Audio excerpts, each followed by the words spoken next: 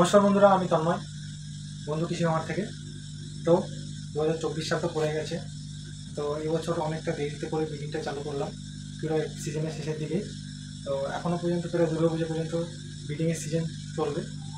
মোটামুটি ব্রিডিং করা যাবে, ভালো ব্রিডিং হয় এই টাইমটা, তো সমস্যা সেমন কিছু নেই। তো এবছরের যাত্রা শুরু করলাম অনেক বাধা বিপত্তি কেটে। অনেক আর্থিক অবস্থার দিক দিয়ে খারাপ গেছে, যার কারণে এবছর অনেক দেরিতে শুরু করতে পারলাম, অনেক অসুবিধার কারণে। তো যাই হোক, এবছর আমি অন্যরকমভাবে ব্রিডিং করছি। গত বছর আমি ব্রিডিংয়ে দেখেছি ট্যাঙ্কে কীভাবে ডিমটা ফুটাচ্ছেন, কীভাবে হ্যাচিং করছেন বা কীভাবে বাচ্চা লালন পালন করছেন। এবছর একটুখানি অন্য প্রযুক্তিতে কাজ করবে। তো সেটা আমার স্যার আশীর্বাদে আমি এবছর করতে পারছি। সেটা হলো গামলায় আমি ব্রিডিং করবো না, ব্রিডিং আমি করবো হচ্ছে যে কোনো একটা জায়গায়।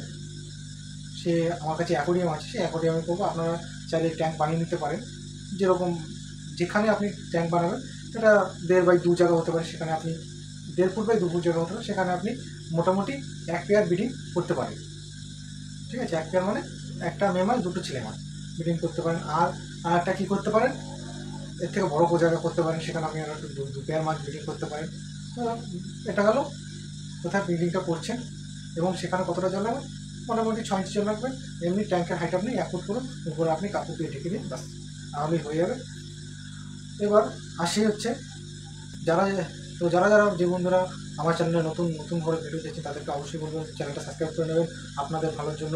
এই চ্যানেলে আপনি নতুন ইনফরমেশন ভিডিও পাবেন, যেই ভিডিও আপনি ইউটিউবে প্রায় পাবেন না বলতে গেলে চলে। তো যদি আপনারা মাছ সম্পর্কিত, ব্রিডিং সম্পর্কিত, চাষ সম্পর্কিত, মাছের রোগ সংক্রান্ত সব বিষয় তথ্য যদি আপনারা সঠিকভাবে পেতে চান, তাহলে অবশ্যই আপনাকে এই চ্যানেলটি সাবস্ক্রাইব করে রাখতে হবে। আর একটা কথা বলবো, যারা এই ফিল্ডে নতুন আছেন তারা অবশ্যই ভিডিওটা পুরোটা দেখবেন, টেনে দেখবেন না। এবছর একটু গামলায় ডিমটা আমরা হ্যাচিং করব, গামলাতেই আমরা বাচ্চাটা মোটামুটি 3-4 দিন বা 5 দিন পর্যন্ত রাখবো, তারপরে আমরা ট্যাঙ্কে ছাড়বো। তো সেসব তথ্য আস্তে আস্তে দেবো।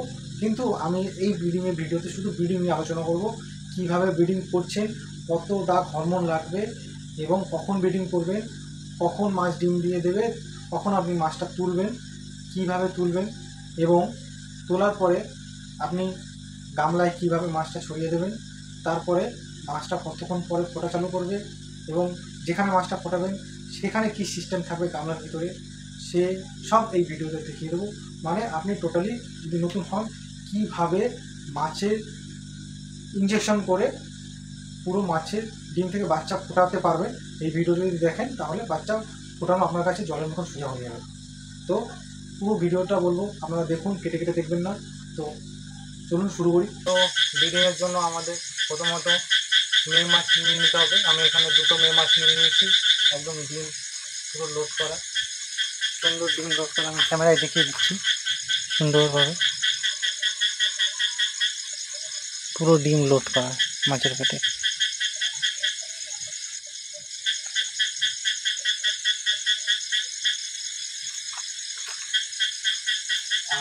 ছেলে মাছ নিয়ে নিয়েছি আমরা 3টে।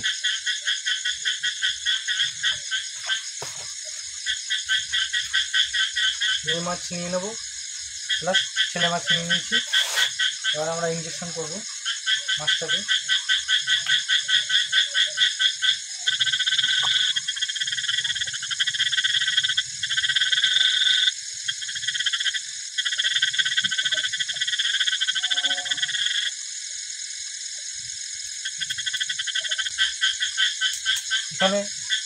এখানে আমার 2টো মাছ আছে। তো আমি ইনসুলিন সিরিঞ্জে 2 গাঁট করে 4 দাগ হরমোন নিয়েছি। এই মাছের 100 গ্রাম করে ওজন, 2টো মাছের 200 গ্রাম ওজন। তো আমরা 100 গ্রাম মাথা পিছু আমরা শিঙি মাছকে 2 দাগ হরমোন দেবো, ইনসুলিন সিরিঞ্জে 2 দাগ। আর যেহেতু এখানে 2টো মাছ, তো সেখানে আমি 4টে দাগ ইঞ্জেকশন দেবো। তো এখানে তো হাওয়া ঢুকে গেছে, হাওয়াটা এরকম ঝাঁকিয়ে বের করে নিতে হবে। এখানে আপনারা ডিস্টিল ওয়াটার ব্যবহার করলেও করতে পারেন, আপনি আবার নাও করতে পারেন, তা আপনার ব্যক্তিগত ব্যাপার। তো আমি ডিস্টিল ওয়াটার ব্যবহার করব।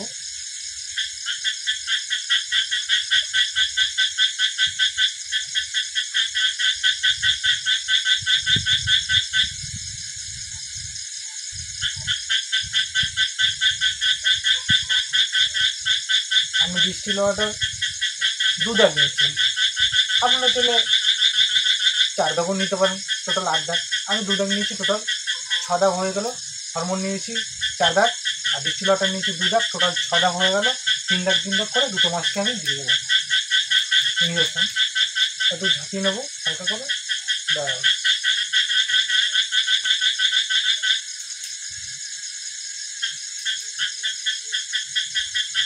তো প্রথমে আমি মাছটাকে গামলায় একটা করে মাছ নিয়ে করবো। মাছের সবসময় আমরা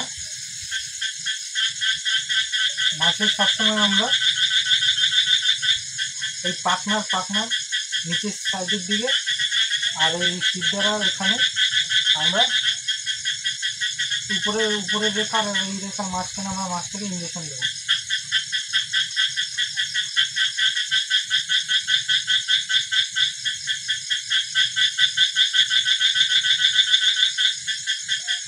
আমি স্ক্রিন বোর্ডে একটা ফটো দিয়ে দেবো, ইঞ্জেকশনটা করে দিই।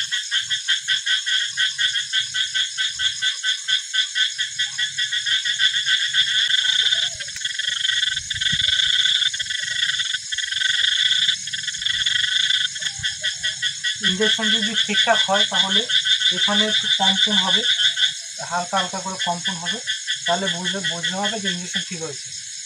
তো আমরা মাছটাকে সাজিয়ে রেখে দিই। এই মাছটাকে নিয়ে নিই।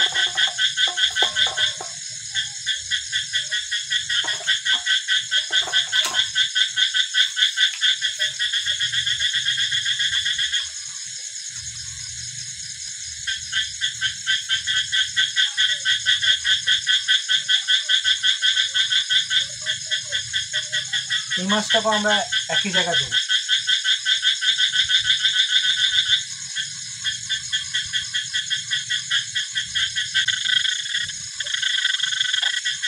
এখন আমরা ছেলে মাছকে ইঞ্জেকশন দেবো, তার হরমোন ডোজ বানাবো।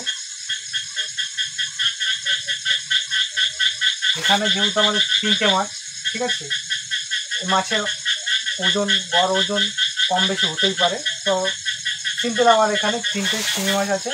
তো শিঙি মাছ 3টেকে আমি এর জন্য আমি হরমোন নেবো কত দাগ, আমি এখানে 3টে মাছের জন্য 1.5 দাগ হরমোন নেবো, 1.5 দাগ, ঠিক আছে। 2 দাগে পুরোপুরি 2 দাগ নেবো না, 1.5 দাগ হরমোন নেবো 3টে মাছের জন্য।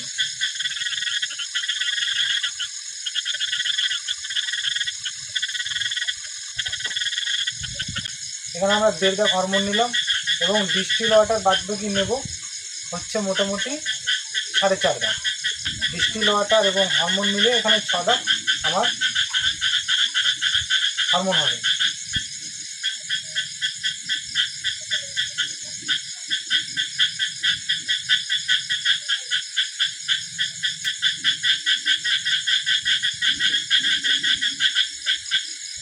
ঝাঁকিয়ে নিলাম।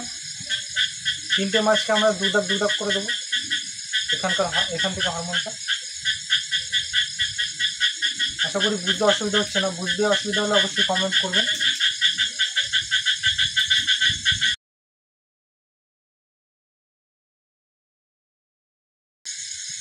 ছেলে শিঙি মাছেরও একই জায়গায় ইঞ্জেকশন হবে।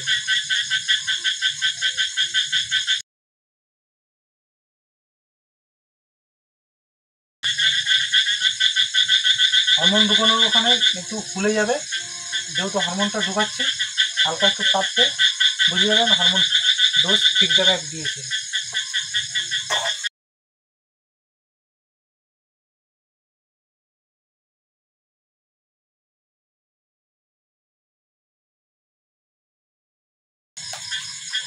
আপনাদের যদি এরকমভাবে ইঞ্জেকশন দিতে অসুবিধা হয় তাহলে একটা কাপড় দিয়ে মাছটাকে ধরে নিয়ে ইঞ্জেকশনটা দেবেন।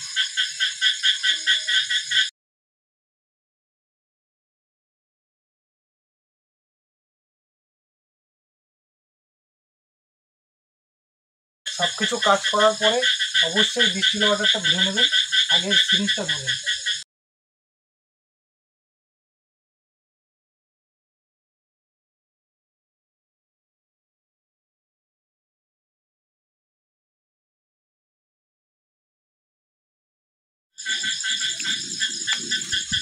দেখুন বন্ধুরা, আমার ব্রিডিং করার জায়গায় আমার একটা অ্যাকোরিয়াম ছিল 2 ফুট বাই 4 ফুট। তো সেই অ্যাকোরিয়ামের মধ্যে আমি এখানে ব্রিডিংটা করব। তো ব্রিডিং করার আগে আমি এখানে কোনো ব্রিডিং হাপা বা খাঁচা দিইনি, ঠিক আছে।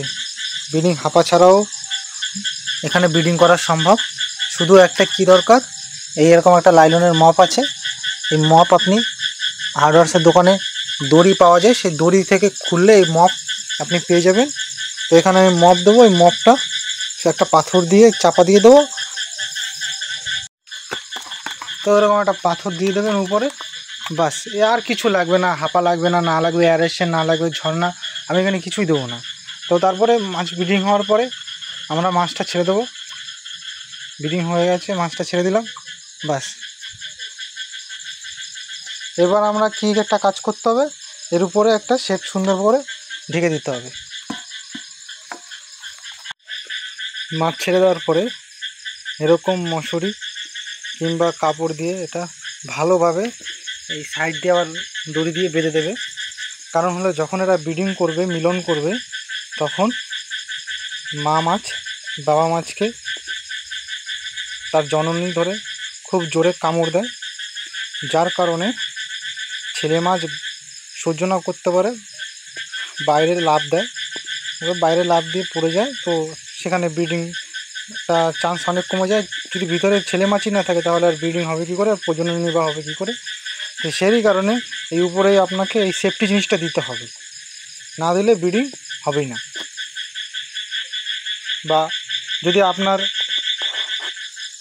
এখানে আমি দেওয়ার কারণ বললাম, কারণ হচ্ছে এখানকার হাইট হচ্ছে 1 ফুট, আর আমি জল দিয়েছি 6 ইঞ্চি, মানে আর 6 ইঞ্চি মাছ লাফ দিতে সে কোনো ব্যাপার না। 6 ইঞ্চি লাফ দেওয়া, যদি আপনার কাছে উঁচু জায়গা থাকে বা 2 ফুট এরকম উঁচু জায়গা থাকে, সেখানে এরকম না দিলেও হয়।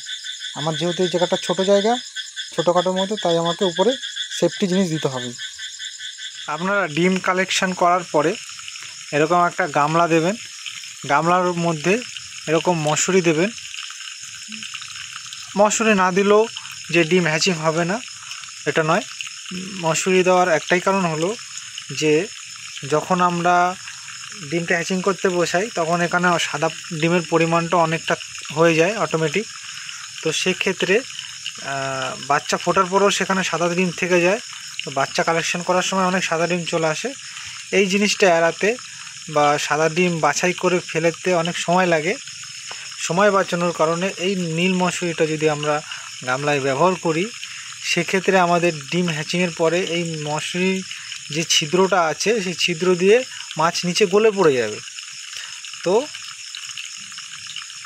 বাকি সাদা ডিম নেটে আটকে থাকবে। সকালবেলায় এসে সব দেখব ডিম যেগুলো হ্যাচিং হওয়ার সেগুলো হ্যাচিং হয়ে গেছে, নিচে পড়ে গেছে বাচ্চা, এবং যেগুলো হ্যাচিং হবে না সাদা ডিম, সেইগুলো শুদ্ধ আমরা এটা তুলে নিলাম। তাহলে আমরা ফ্রেশ মাছ পেয়ে গেলাম। তারপর আমরা এখান থেকে মাছটাকে কালেক্ট করব। তো বন্ধুরা, আপনারা দেখতে পাচ্ছেন যে বাচ্চারা ফুটতে শুরু করে দিয়েছে, এবং যেরকম আগে বলেছি যে বাচ্চা ফুটে যাওয়ার পরে বাচ্চা অটোমেটিক নিচে চলে যায়। আর সাদা ডিমগুলো ভালো করে দেখুন যে উপরে আটকে আছে, এখনও ডিম ফুটতে বাকি। সারা রাত ধরে বাচ্চা ফুটবে, তো অটোমেটিকলি বাচ্চা নিচে চলে যাবে। তারপরে সকালে আমরা ডিম হ্যাচিং করে দেখাবো কিভাবে আমরা এখান থেকে ডিমটা তুলে নিচ্ছি। দেখুন বন্ধুরা, আমার সব ডিম হ্যাচিং হয়ে গেছে, আর বাচ্চাগুলো সব নিচে কোনায় কোনায় চলে গেছে। দেখলে বুঝতে পারবেন পুরো ভাসছে প্রায় প্রায় মাছ। তো এখন আমরা মাছটা কালেকশন করে নেব। কালেকশন করে আলাদা এখানে গামলায় দুটো জল ভরে নিয়েছি, এতে দুটোতে ছেড়ে দেবো। আমাদের দুটো মাছের ডিম দিয়েছে, তো সেই দুটো মাছের ডিম আমি এখানে মোটামুটি 4-5টা গামলায় ভাগ করে দিয়েছি। এতে মোটামুটি 5 ইঞ্চি জল ভরে দেবো এখানে। ভিডিওটা কেমন লাগলো অবশ্যই আপনারা জানাবেন। এবং সত্যি কথা বলতে, ভিডিও করতে মানে অনেক পরিশ্রম করতে হয়। মানে একদিকে কাজ করি আর একদিকে ভিডিও বানাই, মানে কাজ ফেলে যাতে আপনারা একটু হলেও যদি এই ভিডিও থেকে উপকৃত হন, সেই কারণে চেষ্টা করি একটু ভালো করে ভিডিওটা করা। জলের মধ্যে থাকি, অনেক সময় রিস্ক হয়ে যায়, হাত থেকে ফোন পড়ে যায়, পড়েও গেছে অনেকবার জলে। তো অনেক কষ্ট করে ভিডিওটা বানাই। আমি সবসময় বলবো আপনাদের যে একটা হলে একটা লাইক করে যাবেন। যদি আপনার কোনো মন্তব্য বা বুঝতে অসুবিধা অবশ্যই কমেন্ট করবেন, আমি কমেন্ট উত্তর সবাইকে দিয়ে দিই, আপনাকেও দিয়ে দেবো। আর আমার ফোন নাম্বার দেওয়া থাকবে। যদি কোনো অসুবিধা হয়, ছোটোখাটো অসুবিধার জন্য আমি ওকে ফোন করবেন, কিন্তু স্টেপ বাই স্টেপ ফোন করে যে আপনি জিজ্ঞাসা করবেন ব্রিডিং করছি, মানে আপনি যদি ব্রিডিংয়ের ব্যাপারে ডিটেলস পুরো জানতে চান, তাহলে আমি বলবো সেটা আমাকে ফোন করবেন না। আপনি ভিডিও দেখুন, ভিডিওতে পাবেন। যদি আপনি হুবহু যেরকম কম্পিউটারে এক পেজ থেকে আরেক পেজে যদি কপি থেকে পেস্ট করছেন, সেরকম যদি আপনি কপি পেস্ট করেন, তাহলে আপনার কোনো সমস্যা হবে না। কারণ আপনি আমাকে যদি ফোন করেন, ভিডিওতে যা আছে আমিও থেকে একই রিপিট করবো। তো এইটুকুনি আপনাদের কাছে অনুরোধ রইল, ভিডিও দেখে কাজ করুন, অবশ্যই সফল পাবেন। যে আমাকে পার্সোনালভাবে ফোন করে ব্রিডিংয়ের আবার সম্পূর্ণ তথ্য জিজ্ঞাসা করবে, সেখানে আমারও সময় নষ্ট হবে, আপনারও সময় নষ্ট হবে। তো সেই ক্ষেত্রে আমি বলবো আপনারা সঠিকভাবে কাজ করুন। যদি ছোটোখাটো জায়গায় যদি বুঝতে অসুবিধা হয় যে এই জায়গাটা আমি কী করবো, তার জন্য আপনারা আমাকে ফোন করতে পারেন, আমার কোনো অসুবিধা নেই। আমার ফোন করবেন আপনারা সন্ধ্যে 6টা থেকে রাত 10টার মধ্যে ফোন করুন, দিনের বেলায় আমি ব্যস্ত থাকি। অবশ্যই আপনারা যদি ফোন করেন, আমাকে যদি ফোন না পান, আমি অবশ্যই আপনাদের এই নাম্বারে ব্যাক করবো। তো ভালো থাকবেন, সুস্থ থাকবেন, এইভাবে ব্রিডিং আপনারা করে যান। আমি আছি আপনাদের বন্ধু তন্ময়, বন্ধু কৃষি কুমার।